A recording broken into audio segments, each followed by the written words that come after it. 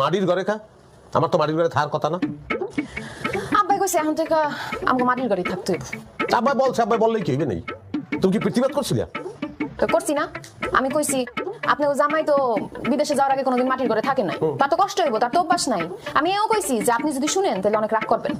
ভূমিকা করিয়ে লাভ নাই এরপর হে কি বলছে এই বলো এরপর হে কি বলছে সেটা আমার ঠিক মনে পড়তেছে না না